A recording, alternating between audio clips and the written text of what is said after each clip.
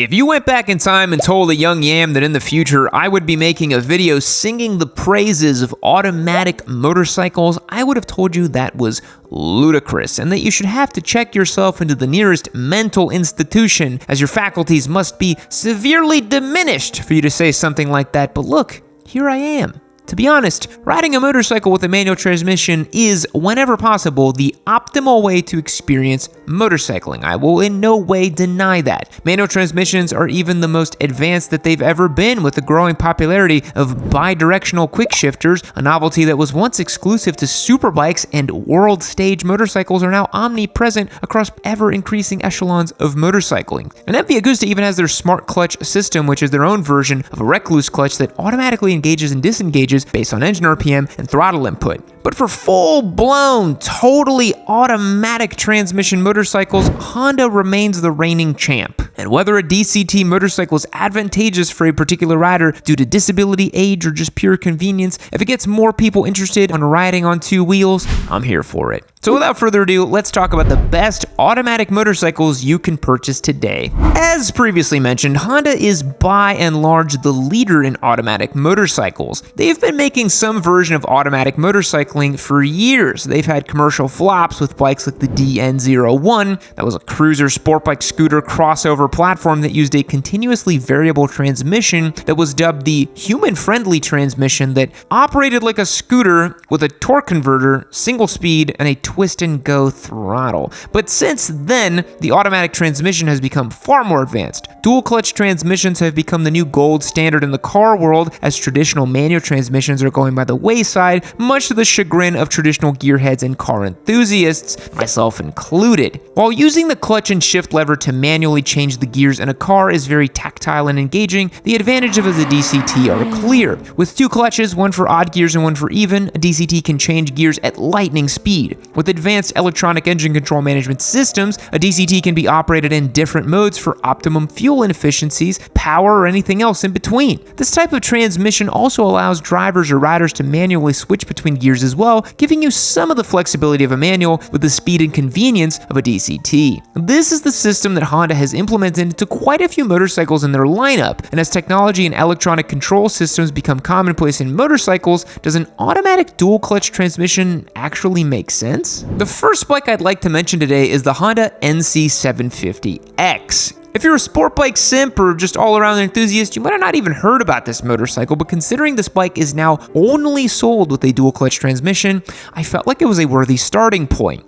The NC750X is Honda's sort of do-it-all commuter bike, aimed to excel in comfort and convenience. This bike is powered by a 755cc parallel twin engine rated for 58 horsepower and 51 foot-pounds of torque. If memory serves correctly, it's a 180-degree parallel twin, so yeah, kind of a snooze fest, but a utilitarian engine that's going to do the job. The DCT clutch allows for smooth automatic shifting, or grants you the freedom to click through the gears on your own using a selector on the handlebar. This bike uses fly-by-wire throttle and 4 selectable ride modes, which all make the automatic transmission a little more intelligent and predictive in its shifting. Because that was a major hindrance for the adoption for automatic transmissions in motorcycles before, considering how crucial throttle input and power delivery is to maintaining control and stability over your machine. An automatic transmission without a litany of electronic sensors and control systems could be inconvenient at best and potentially dangerous at worst, should it choose to change gears at an inopportune time without a computer telling it not to. Imagine a motorcycle with the automatic transmission of a 1997 Buick. Yeah, not good. The NC750X also uses Honda's selectable torque control, which also gives variance in the degree of wheel spin application for certain situations like riding in gravel or on wet roads. One of the crown jewels of this machine is the 23-liter storage compartment found where you'd normally find a fuel tank, as the NC750X's tank lives below the seat. This little trunk is just one of the many elements that make this motorcycle a sort of spiritual successor to a traditional scooter. It is quite interesting, and it shares so many of the convenience factors factors that make a scooter an ideal choice for city commuting, while adding an increase in power functionality and fun because it's a little bit bigger and peppier than a scooter. The NC750X is a pretty affordable machine as well, coming in at $9,500. Have you seen the outrageous prices people are charging for motorcycles these days? Dealerships and private sellers alike, it is outrageous. If only there was an alternative, if only there was a way to get a free motorcycle, say a Suzuki GSX-8R. Now, how would one go about finding themselves in that situation? Oh, it's funny you ask. We're giving one away over at yammynoob.co. We've given away dozens of motorcycles over the years, valued at over $500,000. How is that even possible? Well, it's through the support of fans just like you. Becoming a member at yammynoob.co is the best way to support what we do here. Not only will you earn automatic giveaway entries, you'll gain access to our Discord server and exclusive content. Have you ever thought, man, Papa Yam is getting soft over the years? Well, by becoming a member, joining the Discord, and signing up for our newsletter, you'll gain access to a much more unbridled, outrageous, not safe for work, totally not safe for YouTube motorcycle content you could ever want. It's the real Yammy Noob, the one you remember from like 2018. You remember that, Yammy Noob? Yeah. You can go further back, 2016, Yam was even wilder. Plus, you could win a practically brand new motorcycle. If you're watching this and you haven't checked out yammynoob.co yet, I implore you to do so and sign up as a member. It's one of the coolest parts about running this whole rigmarole, and I'd love for you to see what it's all about. Thanks for all of our members for the support. Now let's get back to the show. And of course, if a dual clutch transmission is designed in the spirit of comfort and convenience, there is no motorcycle more fitting for its application than the Honda Goldwing. The Goldwing is Honda's touring tour de force, and it can be purchased with an automatic transmission in standard trim, tour trim, and the tour airbag trim. Regardless of which trim level on each Goldwing, you will find Honda's venerable 1833 six-cylinder boxer engine, which is good for 125 horsepower and 130 foot-pounds of torque. As a side note, if you're a Porsche 911 fan, as I am, the Honda Boxer 6 is about as close as you can get to a GT3 engine. It feels real nice to rev out. The automatic DCT version has an extra 7th overdrive gear for highway cruising.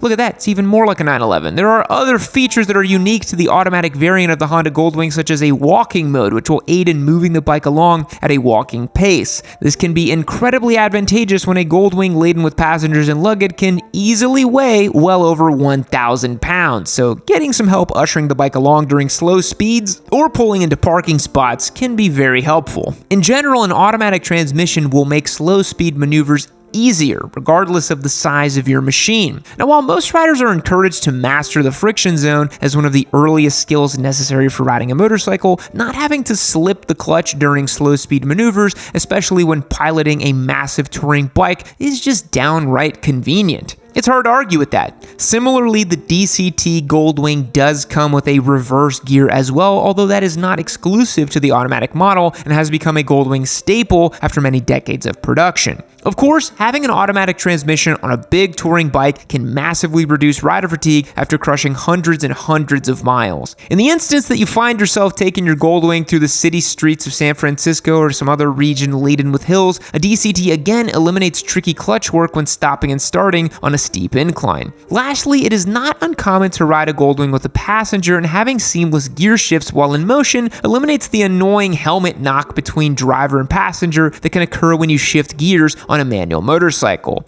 Now, all that fun is going to cost you because depending on the trim level, a DCT Goldwing MSRP can range between $25,700 to $33,000 dues. If an automatic dual clutch transmission is advantageous for cross-country touring, there are also likely benefits to be had when doing adventure riding, where eliminating the use of a clutch while navigating off-road terrain might make your journey a little less cumbersome. That being said, Honda also sells the Africa Twin Adventure in a DCT configuration in both the base and adventure sports trim model. The Africa Twin is Honda's long-running rally-inspired adventure bike, and it's very popular. In its current form, this engine uses a 1083cc parallel twin with a 270-degree crank design. The engine makes a claimed 101 horsepower and 78 foot-pounds of torques, baby. With the automatic transmission, the Africa Twin uses a 6-speed dual-clutch gearbox. It is important to reiterate here that unlike CVT transmissions, Honda's DCT bikes use a real steel gearbox with no belts or torque converters or anything like that. So when you manually click your bike into a certain gear, that is actually the gear you're in. It's not simulating it. Unlike a CVT where you're paddle shifting in manual mode and it just kind of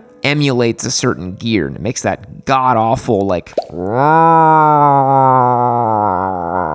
sound. Ugh. CVTs. So with the DCT, you still get the advantages of a manual gear selection and engine braking, which is something you would not want to do without while riding off-road. Similarly, a DCT can prove to be beneficial during certain off-road situations that would normally require lots of clutch work. Instead, with no clutch, you just get optimal power delivery based on the driving conditions and the settings you have selected. That's why you see so many dirt bikes outfitted with Recluse clutches, because you don't have to worry about the clutch while navigating tricky off-road riding. Can make things quite a bit easier. While the Africa Twin and Africa Twin Adventure Sports may have similarities, the latter is equipped with some more premium features such as electronically adjustable suspension and a larger 6.6 gallon fuel tank compared to the 5 gallon in the base model. Well, the base model does sit a touch taller as well and has marginally longer suspension travel. With the extra equipment and fuel capacity, the Africa Twin Adventure Sports does tip the scales a bit heavier too, weighing 559 pounds wet and ready to ride compared to the 535 pounds that encompass the base model. The Africa Twin has been a long-standing fixture of the adventure bike category and has been awarded many accolades. For those who find themselves attracted to both the ADV and DCT lifestyles,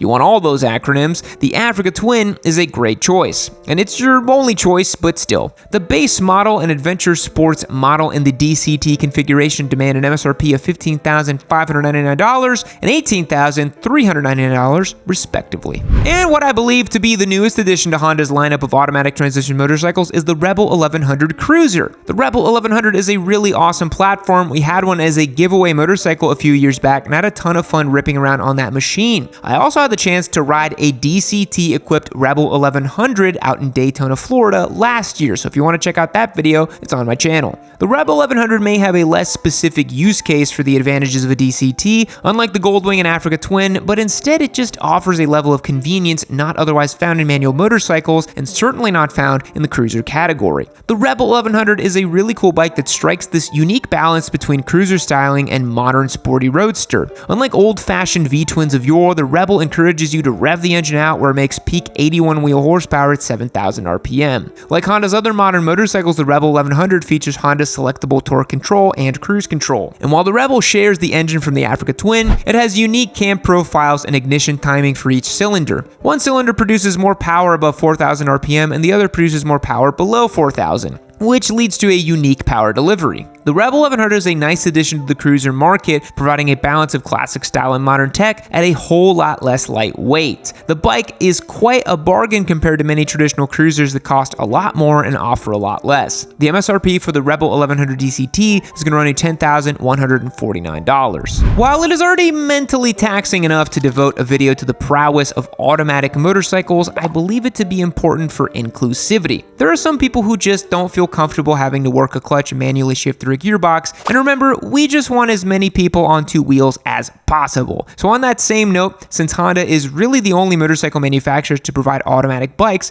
we have to make some sort of philosophical exception to round this video out. I was met with the dilemma of including a scooter or an electric bike, and since electric motorcycles have more in common with ICE bikes than a scooter does, I figured that's what I've got to do. So much to my own distaste, the last motorcycle on the list is tied between the Zero FX and the Livewire Mulholland. The major limitations of an electric bike are the charging infrastructure, service cost, and weight, and also range. And since some of those aspects are universal across the entire EV platform, I landed on the two electric bikes that fall on the inexpensive side, and their lightweight and maneuverable stature lend themselves towards short-distance urban commuting where an EV makes the most sense. You do not want to take your EV and charge it at random chargers. I had a rental EV. It was the worst experience of my life. You need to charge that thing at home. The Zero FX is their lightweight dual sport bike that makes 46 horsepower and 78 foot-pounds of torque and weighs just 289 pounds. This bike only has 100 miles of city range, which decreases significantly as speeds increase, and if my own testing is to suggest anything, you could probably list that range as closer to 65 to 70 tops. But for the purposes of today's video, the FX, like all electric bikes, has a single-speed electric motor where you just twist the throttle and go. The FX costs $12,495, which is very expensive for a dual sport by most considerations, but cheap for an EV. The Livewire, the electric motorcycle company that was once owned by Harley-Davidson and now operates as their own entity and believes they're going to sell 300,000 motorcycles a year or something crazy like that, recently released the Mulholland, which is their new lightweight urban roadster. This bike has 121 miles of city range and makes about twice the power of the Zero FX. And at 84 horsepower and 194 foot-pounds of torque, it's pretty prodigious. But keep in mind, those electric bike torque figures are always a bit overstated. I think they just pull it right off of the crank or the final drive. I don't know anything about EVs. The Mulholland weighs 432 pounds, which is on par with a traditional motorcycle of comparable power. Although it will still cost you 16 grand, which can otherwise buy you a whole lot of motorcycle. All right, folks, that about wraps it up for today. What are your thoughts on automatic bikes? Is it a worthwhile advancement in the motorcycle industry, or is it all just a bunch of hogwash and we should just learn how to ride a manual? Be sure if you subscribe if you like this video and check out YamiNoob.co to learn more about our exclusive memberships and our current GSX-8R giveaway. Thanks so much for watching, and I will see you guys on the next one. Fact: penicillin was first called mold juice. Goodbye.